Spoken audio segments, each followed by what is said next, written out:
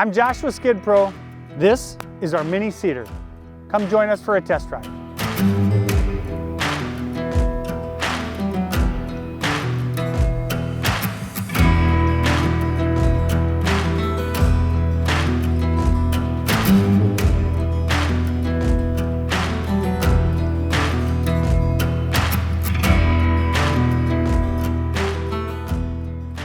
Okay, this is a late October, actually beautiful day in Minnesota. I soil conditioned this here a couple of weeks ago. We got some rain, so it firmed it up. But this is a dormant seeding, which is even more important in my opinion to have a seeder like this that with press wheels that really helps make that seed soil moisture contact. So this is a great application for this little seeder. The first thing you got to remember is the weight. This is a mini attachment. Those cast press wheels and the frame are very heavy, so there's plenty of weight out here. We want to just be aware of that. I do like to run full engine RPM.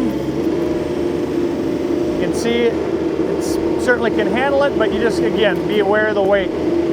This is a positive ground drive, so we make sure to have that down. The one thing we can do, some guys like to do, is hit the float button. And you'll see how that settles in and you're good to go there too. So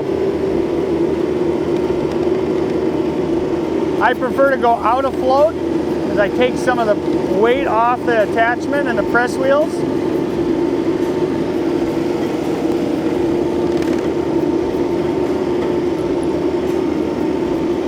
And I just watch what I'm doing and it floats back and forth. That just kind of happens on its own. And I just make sure I don't have too much down pressure where I'm pushing.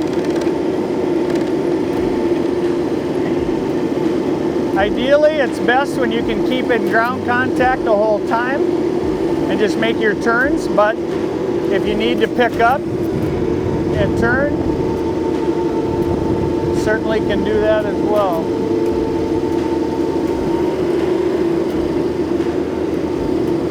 There we just press her down. I can see my ground drive is working. My chain is going. I like to overlap a little because I don't like skips.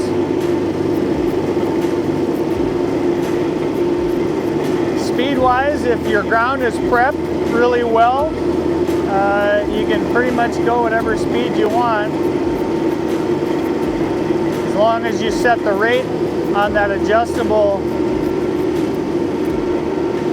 rate meter, you're good to go. Now for those guys that till the ground instead of soil condition, the soil condition helps to kind of firm the ground up. Tiller, it's really fluffy. There you got to have more weight on your loader arms to take the weight off the ground wheels because you can have a tendency to dig in a little bit. Now if you're in tight spots or you need to from a standpoint of obstacles like this big oak tree, you can seed backwards as well. Just come into where you want to start. Set her down, roll backwards, and the drive still works and the seed comes out. So bidirectional seeding is a really nice feature there. You can see over here, this was all done with the mini seeder over Labor Day. It's now what, October 20th. So you can see how good that was done. That stuff was done a little bit later. I think that was 2 weeks behind.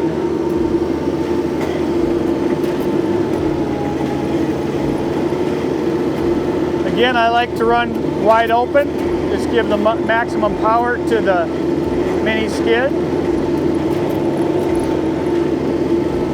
About as easy as it gets. Most guys probably know this, but you definitely have to pick up the seeder if you're going to turn around 180.